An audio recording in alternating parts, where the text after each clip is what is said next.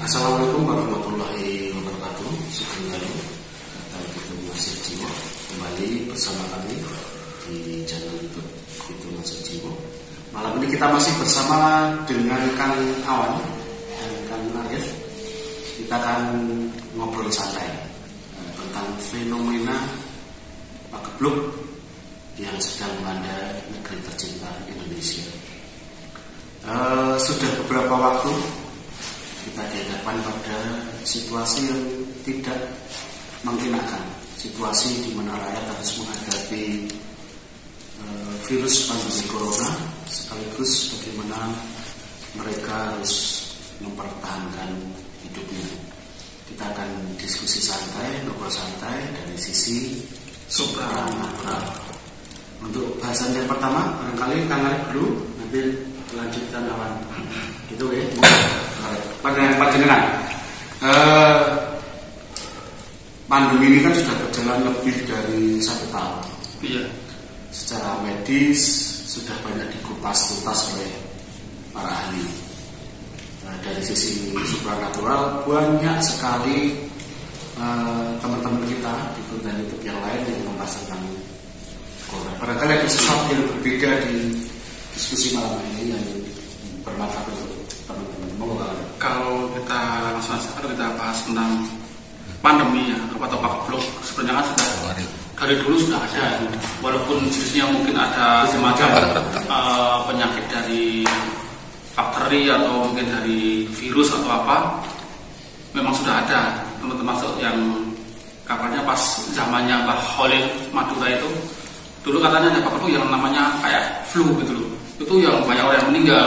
Tapi Mbah Khalil sendiri pun memberikan wejangan-wejangan bahwa ini harus dilakukan dengan semacam doa dan ikhtiar yang semacam kayak prihatin, bukan cuma hanya dengan medis seperti yang sudah dikembang ini sama prokes. Nyatanya pun tetap seperti ini loh. Ya karena memang pagebluk itu mungkin bagi kita mungkin dari Tuhan itu sebagai ujian gitu. Apakah kita bisa bertahan atau kita apakah bisa survive, kalau orang bilang dalam arti survive jasmani dan rohani itu. Sebenarnya kan kalau pagebluk sendiri kan kalau sekarang itu namanya coronavirus ya, virusnya itu namanya coronavirus dan sudah hampir mau 2 tahun dan saya lihat pun solusinya belum memuaskan, ya sudah apa-apa sudah dilakukan dan belum bisa meredakan gitu. Ya salah satunya untuk meredakan itu mungkin dengan kita mendekatkan diri pada Tuhan, seperti paling tidak kita merenung, introspeksi, dan yang paling penting itu dengan doa. Nah, doa ini dijabarkan mungkin banyak ya. Ada yang beberapa praktis supranatural itu menulis doa dalam bentuk kayak semacam wafat ar-raja kan.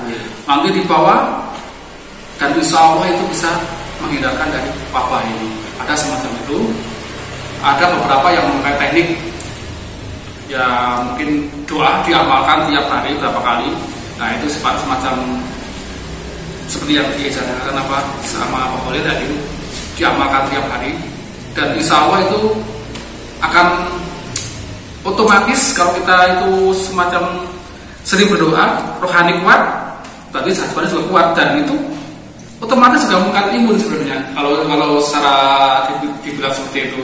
Sebelum masuk ke sana, sebelum masuk ke tata cara doa dan sebagainya, itu termasuk bagian dari solusi. Ya. Kalau menurut pandangan supranatural, virus pandemi itu seperti apa? Karena secara medis jelas itu karena virus, kan seperti itu. Nah, secara supranatural, kira-kira ada pendapat lain nggak bahwa itu betul virus ada, tetapi ada unsur lain yang ikut untuk membuat pandemi ini tidak segera berakhir, seperti itu? Ya sebenarnya itu kan penyakit.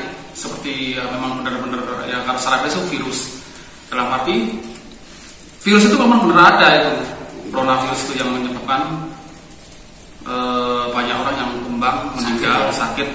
Tapi kan macam-macam. Tapi sebenarnya kan tergantung diri sendiri juga kan. Kalau memang dia memang nggak istilahnya kondisi bawahnya bagus, hingga rohaninya juga sehat. Nyatanya juga banyak yang bilang orang yang kena coronavirus juga di tes positif tapi nggak ada gejala gitu lah. Itu fenomena apa seperti itu? Itu benar-benar kena virus tapi dia nggak merasakan gejala apa-apa. Apakah itu bisa dikatakan kena virus? Menurut saya itu tidak gitu loh. Kenapa? Nah, itu artinya begini, garis besarnya dari kalangan pada virus itu ada kan seperti itu. Iya betul. Nah, secara supranatural mungkin ini ujian dari Tuhan. Ya untuk manusia yang introspeksi, merenung, dan tentunya mungkin ingin memberikan bahwa kamu itu harus kembali kepada Tuhan. Kenapa? Solusi yang terbaik itu saat ini seperti itu. Karena apa? Kalau rohaninya itu bagus, sehat, saya yakin imunnya juga bagus. Dan apapun penyakitnya, insya Allah tidak akan memberikan efek yang berarti. Baik. Nah, untuk solusi nanti kita nanti ini pendapat dulu dan pandemi virus corona itu seperti apa? Kalau pandangan Kang Awan tentang Pak Geblok ini, kita sebut Pak Geblok ya. Iya. Pak Geblok kan itu penyebutan orang-orang zaman dahulu ya. Di saat ada wabah yang besar yang saat itu teknologi belum berkembang besar sekarang berkembang besar sekali teknologi ya. Zaman dulu kalau ada wabah seperti ini disebut Pak Geblok. Pak Geblok istilahnya Pak Geblok itu semacam kejadian luar biasa yang tidak bisa dilogika.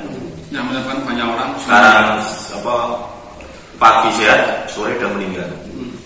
Dan itu udah dari dulu ada.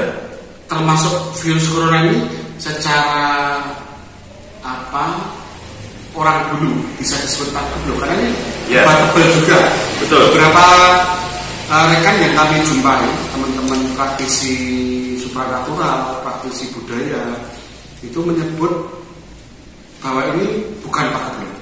Karena Pak Geblok versi mereka itu kejadian luar biasa di mana esok loro sore mati, sore loro esok mati. Dan di pandemi corona ini nampaknya belum terjadi dan semoga tidak terjadi karena kasus-kasus yang terjadi itu mereka memang bergejala dan mereka punya penyakit penyerta sehingga mengakibatkan kematian. Betul. Itu seperti kira-kira. Betul. Tapi kalau kita lebih jeli lagi kan, akhir-akhir ini banyak sekali yang pagi sehat, sore mati. Betul. Karena mungkin efeknya virus lebih dahsyat dari pertama waktu keluar. Mungkin tahun awal tahun itu mungkin belum variasinya virus belum sehebat sekarang ya. Mungkin sekarang udah bermutasi, akhirnya lebih cepat efeknya. Pagi sehat, sore meninggal. Tentu juga dibarengi dengan penyakit yang lainnya. Nah, zaman dulu hal seperti ini pasti disebut Pak Geblok. Pak Geblok itu ada unsur luar biasa dan dianggap ada unsur goibnya. Ya, ini yang masuknya ke sana maksud saya. Jadi coba kita dari sisi supranatural dan betul. Kalau dilihat dari sisi fisika itu sudah itu virus. Secara ilmu ya, ilmu biologi dan yang begitu virus belum ada virus. Ada sisi spiritual, perantura, apakah ada poinnya? Kalau saya mengatakan bahwa ini murni virus, nggak ada unsur goibnya. Murni virus. Kalau zaman dulu mungkin ada hal goibnya. Karena menurut kesaksian simbah-simbah kita dulu, dan ini benar-benar terjadi. Saya diceritakan lagi mbak saya sendiri. Waktu zaman Jepang ya, tahun berapa tuh? 48. Wah, sejarah melek kan. Zaman Jepang itu 42, 45. Itu karena Jepang itu menjajah kita cuma 3 tahun. Iya. Nah, waktu zaman Jepang dulu kan, itu hampir seluruh daerah wilayah itu kena wabah. Emang wabahnya wabah pes. Betul. Pes, betul, waktu pes. Langsung meninggal. tapi ada unsur goibnya. Banyak kesaksian banyak. Contohnya seperti apa ya? Unsur goib ini yang mau kita jadi tiap malam itu menuju Jembatan itu tiap malam itu ada keranda yang lewat. Dan bisa dilihat dengan mata telanjang. Hampir semua orang bisa melihat mata telanjang. Jadi keranda itu diusung orang. Nah, setiap yang di luar itu pasti yang meninggal. Banyak. Dan sampai juga di susun ini dulu. Berarti itu benar-benar keranda yang diurang atau memang goib? Goib berarti. Goib. Tapi goib. Nah itu goib dulu mungkin kuat-kuat ya kayaknya. Jadi mungkin hampir semua orang bisa mudah melihatnya. Di Jawa sendiri, di Jawa Tengah, di Jogja itu seperti itu dulu. Dan sampai ke Jawa Timur juga itu banyak. Nggak cuma di Jawa Tengah, tapi Jawa Tengah Jogja, tapi sampai Jawa Timur. Jawa. Iya, maksudnya Jawa itu. Waktu itu menurut kesaksian Simbah ya. Simbah juga Simbah Bisa itu juga pun semacam ahli tirakat juga toh. Jadi dia nggak tidur di rumah untuk pindah itu, tidur di depan rumah. Jadi semua anak-anaknya itu disuruh tidur di depan rumah. Waktu itu belum ada listrik, belum ada seperti sekarang lampu ya, masih enggak. Jadi menyalakan apa itu perapian. Inilah tenang itu kejadian, benar-benar kejadian. Jika anda lewat itu, keranda benar lewat itu. Tapi Simbah saya pura-pura tidur. Waktu lewat itu Simbah Bin saya langsung badannya itu kayak ada benjol-benjolan. Spontan itu. Spontan. Itu santet atau gimana yang spontan? Jadi ada benjol-benjolan itu, terus spontanitas itu Simbah saya lari ke sungai. Kan di belakang rumah ada sungai itu. Langsung lari ke sungai, dia menyelam di sungai selama aku sampai baca-baca doa. Sekuat-kuatnya itu beberapa kali tuh adalah hilang. Oh gitu. Bener, itu benar-benar kejadian itu. Jadi lolos dari maut. Nah, uniknya itu, menariknya itu waktu itu Pak Bas selesai itu ceritanya Simbah kita dulu. Itu setelah di kirap pusaka Tunggul Wulung dari Keraton Yogyakarta. Itu Wulung itu semacam pusaka dari keraton, semacam seperti bendera itu. Itu ada kaligrafinya dan ada surat surat Al-Kausar kalau nggak salah. Kalau salah dikoreksi gitu. Jadi kalau ada surat Al-Kausar itu dikirap atas perintah raja itu HPG 9. Nah, HPG 9 itu dikirap Jogja. Setiap perempatan ada. Setelah dikirap itu udah hilang. Berangsur hilang. Dan mentoknya di sini. Menurut Simbah saya. Di sini wilayah Banjuan Utara. Jadi mentoknya di sini sudah selesai. Itu seperti itu. Dan ini yang tidak terjadi di pandemi corona. Jadi hal yang bersifat goib nampaknya minim sekali kita temui. Seperti itu. Jadi ini kan, waktu itu memang mungkin PES.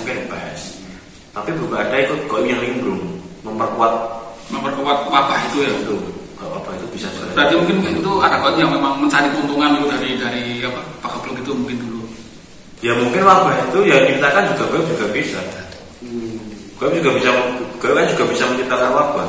Iya. Gitu. Waktu itu mungkin zaman itu mungkin goib juga membuat wabah dengan melalui PES itu tadi. Bisa saja seperti itu. Dan kalau Jawa Timur karena mereka lebih cenderung ke Islami ya, jadi mereka tuh tiap keliling, Jawa Timur. Waktu itu dulu kita masih kita dulu di Jawa Timur tuh mereka keliling dengan baca-baca sholawat, terus tiap perempatan ada, akhirnya juga berangsur hilang. Gitu. Dan menarik juga nih ada pendapat dari Simbah kita sekarang ya, mbok kusok keraton ngirap Tunggul Wulung banyak yang biasa seperti itu. Tunggul Wulung. Nah, tapi kenapa dikira? Itu jadi pertanyaan seperti itu. Karena zamannya udah beda. Nanti banyak kontroversi. Tidak mudah. Pada saat ini tidak mudah untuk mengeluarkan kebijakan. Betul. Bisa jadi bukan solusi tetapi kontroversi. Tapi gini, ada yang menarik ketika kemarin saya bertemu dengan rekan dari Jawa Timur. Beliau menyampaikan seperti ini. Hati-hati lho, pandemi ini wis ditunggangi. Saya tanya, ditunggangi piye kan? Jadi ada beberapa teman spiritual yang ikut nimbrung di pandemi ini dengan untuk mencari keuntungan pribadi seperti santet dan pesugihan. Nah, kira-kira mungkin nggak seperti itu? Kemungkinan itu ada nggak? Bisa. Karena emang itu untuk menyamarkan ya, Jadi pada tahunnya, dia meninggal karena virus, dan pada dimanfaatkan oleh orang-orang tersebut yang tidak bertanggung jawab. Itu bisa saja terjadi. Bahkan kebetulan juga kemarin ada teman yang datang membicarakan masalah tersebut, kejadian di kampungnya. Itu di kampung Jogja ya, di kota nggak jauh dari sini kan, 2-3 kilometer. Itu bahwa di kampung itu setiap hampir seminggu itu ada orang meninggal berurutan. Hampir setiap minggu. Ada yang COVID, ada yang nggak COVID. Ada yang biasa, ada juga yang masih sehat terus meninggal ada. Nah, terus mereka masyarakat kota ya nggak deh hal yang goib itu. Tapi terus teringat kejadian beberapa bulan yang lalu bahwa di situ tuh ada orang yang menanam pohon pepaya sama pohon singkong. Yang menanam siapa? Nggak tahu kan. Jadi tiap RT itu ada yang nanam. Itu di pinggir jalan atau di depan rumah? Di depan rumah ada pekarangan kosong itu ditanam. Dan ada orang yang lihat itu nanam itu bukan orang bukan penduduk situ. Tapi untuk apa itu? Untuk tanya itu seolah kayak ada kekuatan yang menangani. Hati kamu yang menangani. Kayak nggak digagas itu. Kesono. Akhirnya kan mereka mengaitkan dengan pohon tersebut. Pohon itu kayak ini. Mergo iki harus memanfaatkan ini mau. Karena di tiap RT ada itu tadi. Dan tiap RT ada. Akhirnya kalau penduduk dicabut semua. Nah, terus kemarin teman saya nggak tahu menunjukkan fotonya. Fotonya tak baca, saya lihat memang walau-walau ya, harusnya memang benar ada unsur goibnya. Kalau itu saripan semua itu. Telo sama ke atas itu kan saripan. Ke atas kan pepaya, ke atas kalau bajanya. Kalau singkong telo kan bermakna bahwa waktu itu saya baca telo itu tego gawe loro. Ke atas itu kali atas misalnya. Berarti tega membuat sakit sampai mati. Berarti itu mungkin untuk pesugihan yang mungkin. Ya, masalah itu walau-walau ya. Tapi memang saya dan juga dan kemarin juga sempat waktu kontak tapi terus saya sudah kena serangan juga. Ada senggol dikit tapi nggak apa-apa. Gitu. Jadi unsur-unsur goib kemudian bisa ikut nimbrung bukan berarti itu untuk goib corona itu bahwa virus itu ada ya, tapi bahwa kemungkinan ada unsur goib yang nimbrung bisa jadi kan. Ya, betul. Nah kan sekarang tinggal upaya karena masyarakat itu kecuali diedukasi secara keilmuan juga harus diedukasi secara batin. Nah ini manfaat diskusinya kan harus ada muatan yang mengandung solusi. Dari Kang Maman atau Kang Arif terus menyikapi ini artinya ya virusnya ya muncul itu kemungkinan ada. Jadi apa yang harus kita lakukan? Kan akhirnya seperti itu. Akhirnya kan muara pertanyaannya kan ke sana. Betul. Menurut kalian gimana? Kalau menurut saya ya mungkin kalau kita bicara orang awam itu kan nggak tahu tentang apa ya, kurang paham tentang supranatural itu. Ya mungkin bisa dengan doa sebesar-besarnya sesuai apa yang kita imani, yang kita percaya dan kita yakini bahwa kalau kita yakin insya Allah Tuhan juga akan mengabulkan. Tapi kalau secara supranatural atau orang yang belajar spiritual mungkin bisa kalau bisa punya tenaga dalam atau tenaga dari diri sendiri bisa membuat semacam aplikasi lewat media air atau garam nanti bisa diminumkan atau mungkin disebarkan di rumah agar virus itu tidak bisa mendekat, dan insya Allah itu bisa. Karena apa? Sebenarnya energi-energi seperti itu ada dan itu tinggal sugesti kita, tinggal keyakinan kita dimanfaatkan untuk seperti apa gitu. Untuk menyelamatkan bisa sebenarnya. apalagi untuk menghalangi virus sebenarnya bisa tergantung kita mengolahnya seperti apa gitu. Nah seperti itu. Nah mungkin kalau buat yang punya ilmu kebatinan atau spiritual bisa membuat media garam atau air yang sudah didoakan dan diberi semacam kalau orang energi agar dapat memberikan perlindungan dulu, baik itu dari virus ataupun kejahatan yang nyata gitu, apalagi yang tidak nyata itu bisa teratasi. Ya tapi semua itu kan juga tergantung cara membuatnya seperti apa gitu. Karena kalau soal spiritual pun kalau dia tidak yakin ya akan sia-sia juga gitu. Karena kalau kita berdoa sama Tuhan kok kita nggak yakin ya mungkin Tuhan pun mungkin orang yakin ya kalau dikabulkan gitu. Semua kan kembali kepada diri sendiri gitu. Kalau menurut saya seperti itu. Ya selama saya itu ya alhamdulillah terus terang saya pernah kontak langsung dengan orang saudara yang kena COVID dan itu masih positif. Saya nggak tahu dan saya nggak tahu pas kesana itu kalau dia itu COVID positif, tapi sudah pulang. Tapi setelah saya pulang dari sana itu seperti ada gejala itu. Tapi setelah ya alhamdulillah sesuai apa yang saya yakini, sesuai apa yang saya pelajari, saya praktekkan seperti itu, alhamdulillah langsung hilang itu. Jadi memang energi yang orang yang semacam kalau spiritual yang kita pelajari itu sebenarnya itu bisa diaplikasikan ke situ karena tergantung kita keyakinan kita, kreativitas kita sendiri itu gimana. Karena zaman modern itu sebenarnya butuh kreativitas dan teknologi dan aplikasi gitu.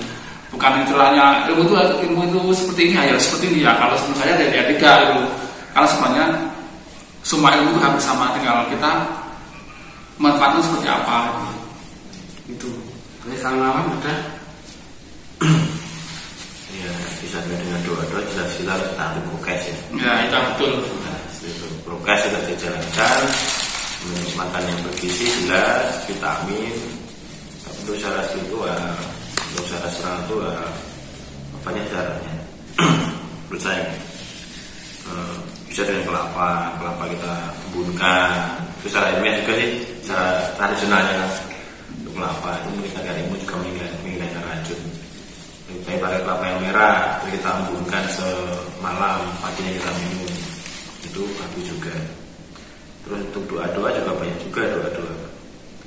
Karena yang pertama kita harus yakini bahwa semua itu atas izin Tuhan, bahwa semua itu makhluk, bahwa Kristus juga makhluk.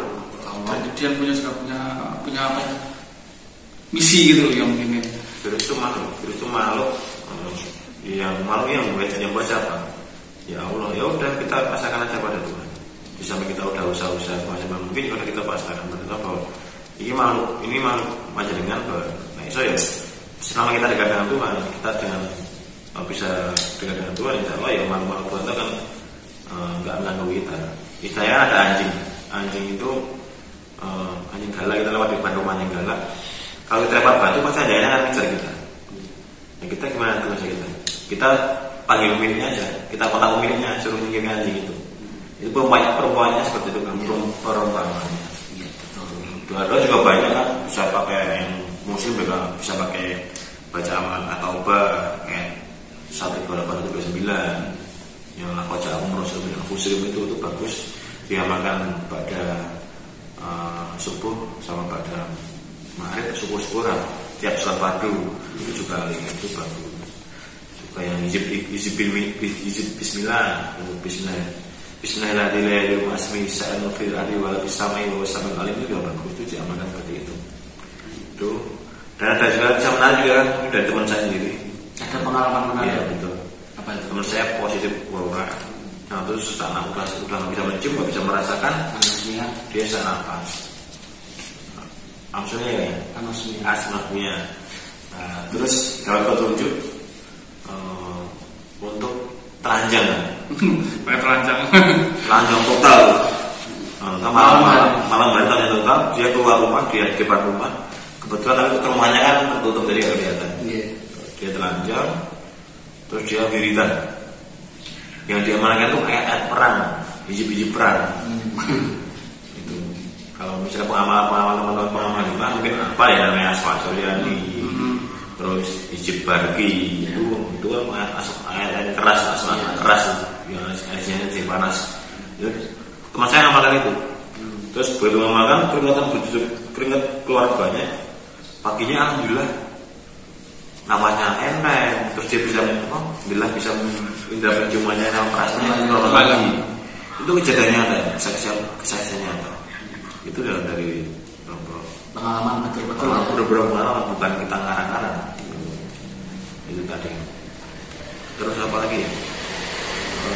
Intinya tetap yang pertama kalau masalah ini kan ini unsur medisnya lebih kuat. Jadi tetap kita harus prokes, harus kita kesehatan.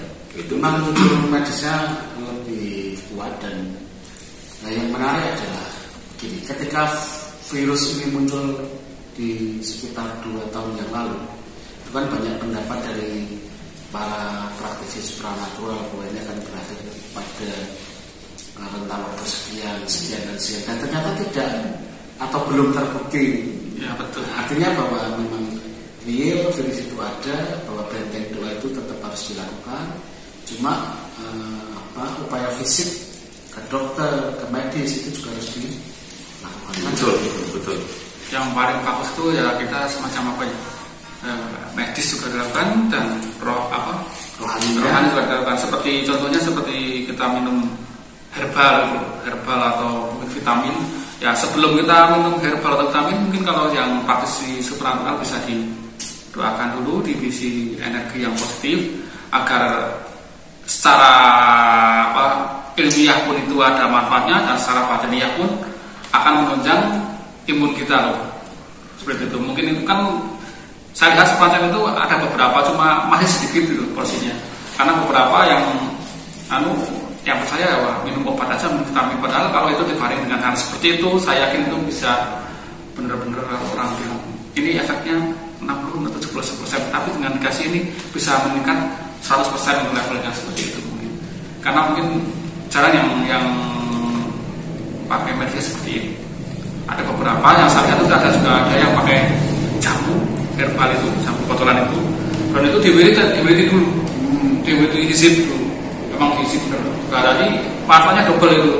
Bisa untuk menetralisir hal-hal yang negatif, yang kurang bagus, dan juga secara alami itu juga menyehatkan badan itu. Jadi double itu. Kalau orang yang tadinya mungkin pusing, jiwanya tidak tenang, banyak pikiran, mungkin lebih tenang gitu, minum itu. Dan efek dari jamunya itu juga memperlancar organ darah dan akan semuanya semakin sinkron gitu kalau menurut saya. Dan itu jarang yang dilakukan seperti ini. Karena mungkin kalau yang kena corona itu kan kalau diisolasikan yang di rumah sakit itu kan cuma obat kan yang kemudian itu cuma obat. Karena untuk meningkatkan imun kan juga kita perlu ikhtiar batin. Ya, kita harus tenang, hati harus senang seperti itu. Ya mungkin kan jadi pernah merasakan seperti itulah. Jadi memang banyak sekali beredar tawaran obat yang dikeluarkan oleh teman-teman praktisi supranatural. Jadi ini bukan iklan, tetapi sekiranya teman-teman ada yang membutuhkan boleh. Jadi ada teman kami di Sleman itu menggunakan obat ini, itu 1 hari sembuh. Jadi ada yang diminum, ada yang dioles. Produknya ada, real ada. Jadi kalau memang membutuhkan nanti bisa hubungi kami. Ini bukan iklan, tapi barangkali bisa sedikit kembali. Dan itu betul-betul herbal. Tapi itu dikombinasikan dengan dengan kombinasi doa. Karena yang membuat ini kebetulan seorang Gus, tapi saya tidak diperkenankan untuk menyebutkan nama beliau. Dan beberapa teman juga pernah mencoba. Jadi tenggorokan sakit, panas, demam tinggi, batuk-pilek, dengan memakai obat herbal itu langsung alhamdulillah paginya langsung reda. Artinya persentase kesembuhannya di atas 50%. Itu yang pakai obat yang dikonsumsi. yang oles atau yang pakai minyak itu untuk mempercepat anosmia. Jadi daya sengatnya luar biasa, ada aromaterapinya sehingga indera penciumannya cepat sekali pulih. Ini sekali lagi bukan iklan, cuma perlu kami sampaikan bahwa sekarang ini saat ini teman-teman praktisi supernatural dan penggiat herbal itu sudah mulai mengarah seperti yang disampaikan Mas Arif, bahwa kecuali herbal juga ada unsur doanya, ada keunikan, ada energinya gitu. Tinggal apa? Di samping itu jangan lupa apa ya? Kadang kita sering berdoa untuk diri sendiri. Betul. Ya sekali kita doakan kepada kita, orang sekeliling kita, dan doakan alam ini. Karena alam ini sedang sakit, kita doakan. Termasuk bangsa ini. Alam ini sedang berbenah, ini sedang seleksi alam. Siapa yang leno ya bakal sirno. Maka jangan sampai kita terlena, jangan sampai kita lena. Biar kita enggak jadi satu korban wabah ini. Betul. Itu kan betul. Karena ini benar-benar luar biasa. Jadi kalau diskusi tentang pandemi ini memang satu malam tidak selesai. Tapi apa yang kita sampaikan pada kesempatan kali ini adalah upaya untuk meyakinkan diri kita sendiri bahwa virus itu ada. Artinya upaya fisik medisnya harus kita lakukan. Dan yang kedua bahwa ada kekuatan lain di luar virus yang secara itu ada dan harus kita upaya dengan berdoa kan seperti itu. Betul. Ya kan? Jadi dua-duanya harus kita lakukan. Gitu. Diskusi malam ini cukup. Ya semoga bermanfaat. Semoga bermanfaat untuk teman-teman yang melihat channel YouTube ini, dan kesempatan yang akan datang kita akan diskusi sampai seperti ini dengan tema-tema yang lain yang lebih menarik. Insyaallah nanti akan kita diskusi. Terus yang belum bisa sampaikan juga. Yeah. Jadi penting hatinya senang. Nah, waktu kondisi apa itu? Itu harus kita senang. Kalau enggak kita kadang takutan dan paling waktu isolasi mandiri nggak ada temennya, di rumah sakit nggak ada temennya, nggak drop akhirnya. Harus juga boleh sebenarnya nggak boleh drop. Wah, kudu seneng terus saat ini. Semakin kita memikirkan sakitnya, semakin nggak akan sembuh. Betul. Karena keserang fisik, psikisnya itu yang sangat bahaya. Itu kan. Ya. Terus DD penting, berjemur tiap hari, tiap pagi berjemur. Itu sumber vitamin D yang sangat bagus, yang gratis. Manfaatkan.